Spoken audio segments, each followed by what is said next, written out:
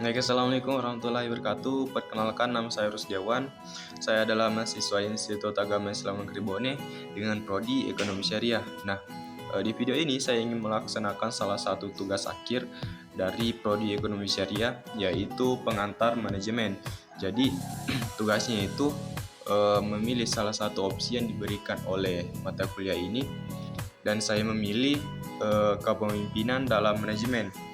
Jadi apa sih itu kepemimpinan dalam manajemen?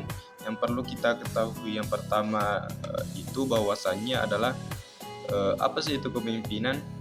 Jadi menurut Stoner, kepemimpinan adalah kemampuan untuk mempengaruhi orang lain untuk mencapai tujuan organisasi.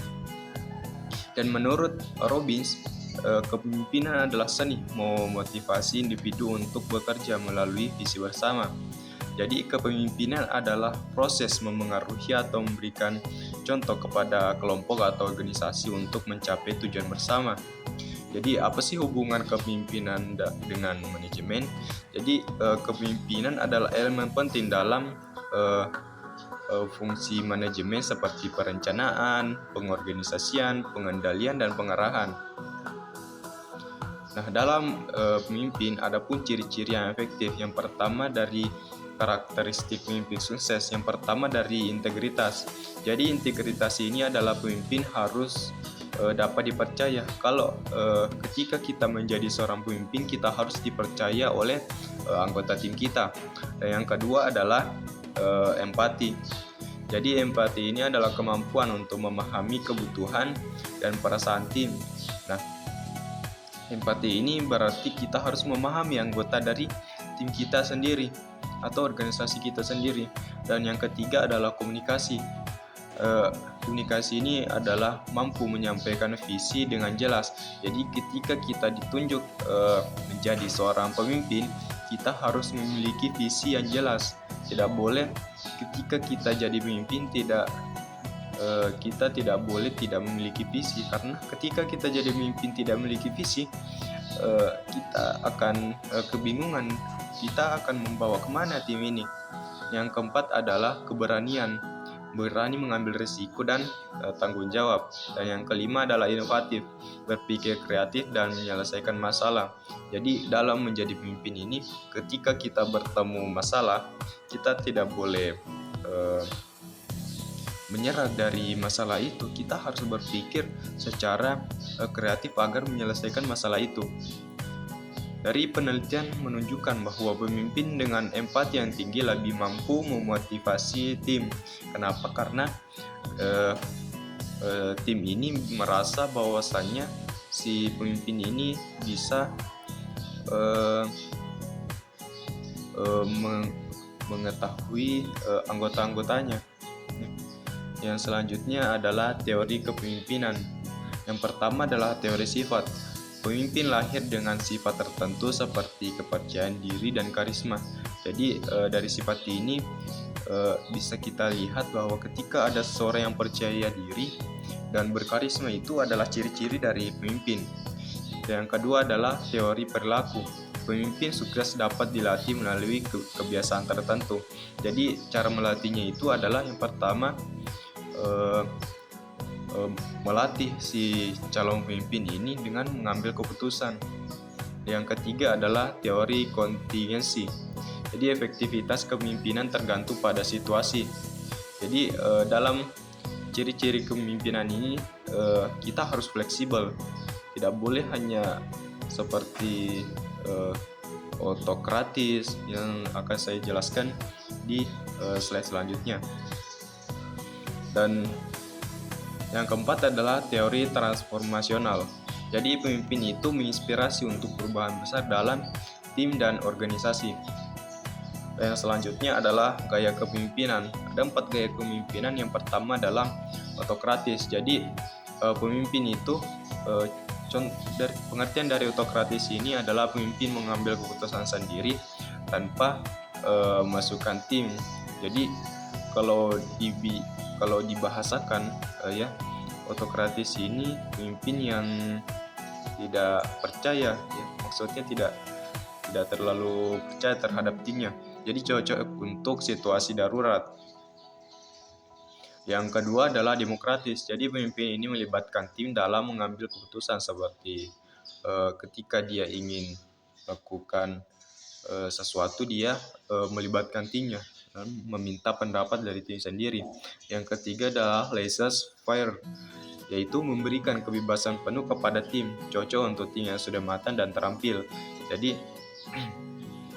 memberikan kepada dia ini pemimpin, tapi memberikan kebebasan kepada tim sendiri. Yang keempat adalah transformasional, yaitu fokus pada visi dan pengembangan tim, memotivasi dan memberikan inspirasi. Yang selanjutnya adalah fungsi kepemimpinan dalam manajemen. Jadi fungsi utamanya itu adalah perencanaan. Jadi perencanaan ini untuk menentukan arah dari organisasi ini. Yang kedua adalah pengorganisasian. Yang kedua ini adalah membagi tugas dan tanggung jawab dari setiap anggotanya. Yang ketiga adalah motivasi. Dengan kita memberikan motivasi, kita sebagai pemimpin bisa meningkatkan semangat kerja dari tim kita sendiri. Dan yang keempat adalah pengendalian, dan maksudnya di sini adalah memastikan tujuan tercapai sesuai rencana. Contohnya adalah pemimpin startup yang mengarahkan tim kecil menuju kesuksesan melalui kolaborasi. Jadi kompetensi yang harus dimiliki oleh seorang pemimpin yang pertama adalah teknis. Jadi teknis ini adalah pengetahuan spesifik tentang di bidang kerja itu sendiri. Yang kedua adalah konseptual, kemampuan berpikir strategis dan melihat gambaran besar. Yang ketiga adalah interpersonal, kemampuan membangun hubungan positif antar tim. Yang keempat adalah emosional, mengelola emosi diri sendiri, diri dan tim dengan baik.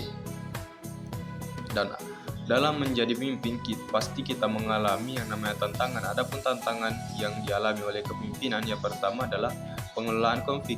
Jadi konflik antara individu maupun antar bagian dalam organisasi itu pasti dialami oleh dalam pemimpin dan kepemimpinan. Yang kedua adalah adaptasi dari teknologi baru. Jadi pemimpin harus terus belajar untuk mengikuti tren teknologi. Dan yang ketiga adalah memotivasi tim di masa kritis. Jadi ketika kita sedang mengalami masa krisis, kita harus mempertahankan semangat kerja saat menghadapi kesulitan dari anggota-anggota kita sendiri. Yang keempat adalah menghadapi perubahan eksternal, misalnya perubahan regulasi atau situasi dari pasar. Nah, adapun kesimpulan dan rekomendasi. Yang pertama, kesimpulan. Jadi kepemimpinan adalah kunci keberhasilan dari manajemen. Jadi kepemimpinan dan manajemen ini saling keterkaitan. Jadi saya jelaskan kembali, kepemimpinan adalah proses memengaruhi atau memberikan contoh kepada kelompok atau organisasi untuk mencapai tujuan bersama.